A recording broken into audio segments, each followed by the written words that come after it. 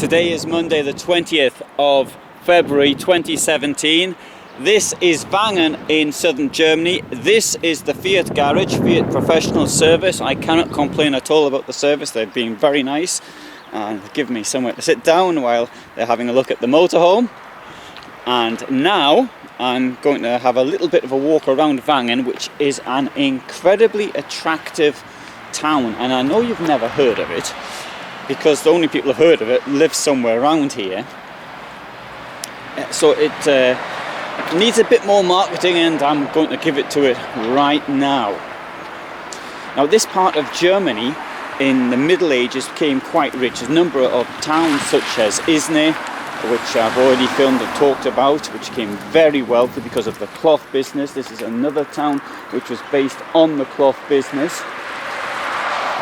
There we have the Argen Centre. Argen is a river in this area, and other things you can see in this area are the moors, which are filmed, well, in winter anyway, covered in snow, so maybe you can't see a great deal of the vegetation in the films I've done. But I've done a film about winter camping. Now there was camping in a Heimer van S500 in January.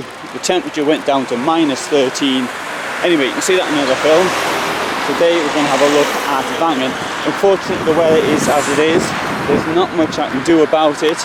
Tomorrow I may well be in Munich, which is what, about 150 kilometers from here. So I don't really have the possibility of waiting for better weather. But it's nicer to see when it's got a blue sky, I agree. Anyway, tomorrow's going to pour with rain apparently. Thursday and Friday it's going to snow.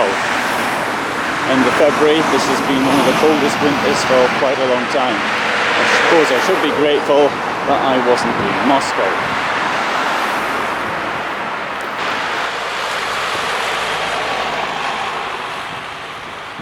So there's no shortage of places to park here. Admittedly, that's down there probably for the Argen Centre. So lack of parking is not an excuse for not coming in. In many places the city walls were knocked down largely in the 19th century, and the reason for this was to accommodate growth of the towns. And it wasn't realised until well into the 20th century that such places had a tourist value. Nonetheless, we still see destruction of historical buildings. For example, what's happening now in Syria is a very good example. ISIS in Iraq as well. Palmyra comes to mind, and that's for no reason at all. When city walls were destroyed in the 19th century, it was done for a real reason, such as the growth of the town. In Newcastle, for example, knocked the city wall down from medieval to allow the railway to pass through around 1845, I think it was, or thereabouts.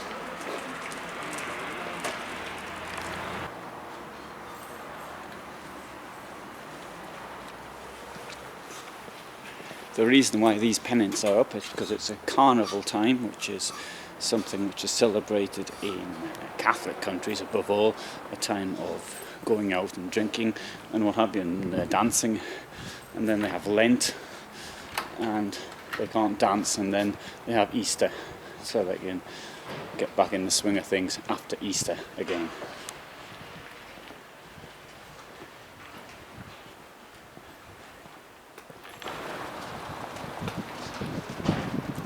In days gone by, when water was difficult to come by, the provision of wells was extremely important. In 1884, obviously water still had to be drawn from wells. In fact, one person I knew very well told me of how water used to be sold in his town. So there'd be somebody who had to be carrying water around, and he'd buy water from that person. And that was in the 1930s. In Poland. Provision of prolonged water to houses was something which came to Germany relatively quickly. So a lot of houses had plumbed water by the end of the 19th century. In fact, it could well be that well didn't get much use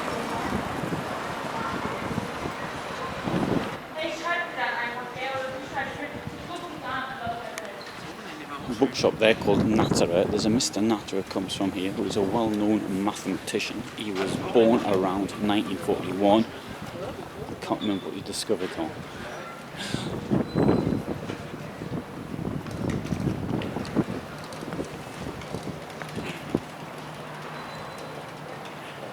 I think that's quite incredible.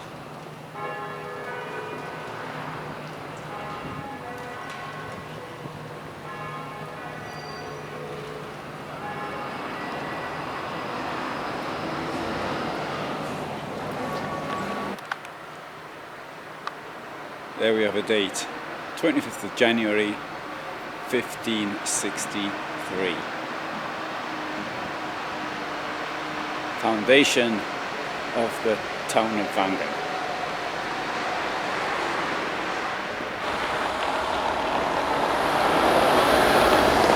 Don't often see this type of construction in Germany. See it more in Britain. When I was at school, they said the reason why they built houses like this was so you could throw stuff out the window. Although I've got a feeling that may well be a myth. I've got no evidence for that. From here you can see that the wall is clearly defensive in origin.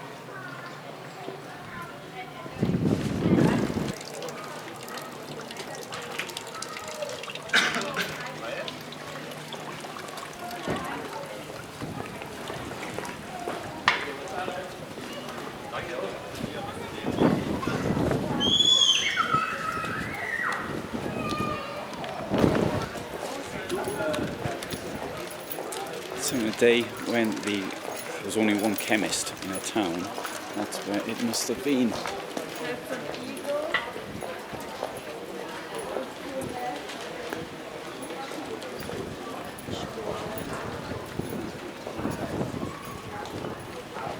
The big eagle on the side of the bank.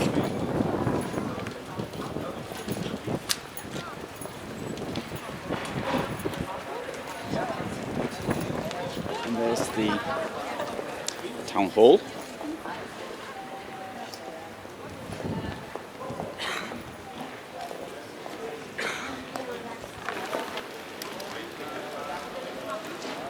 So in this direction we've got a bicycle route to the Danube and Lake Constance.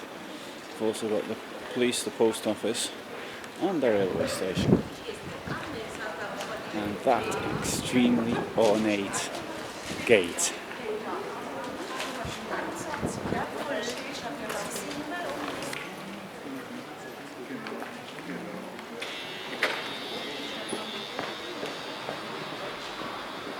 Aceleci, Allah'ım bir bekle. Ben mutfağa gelin.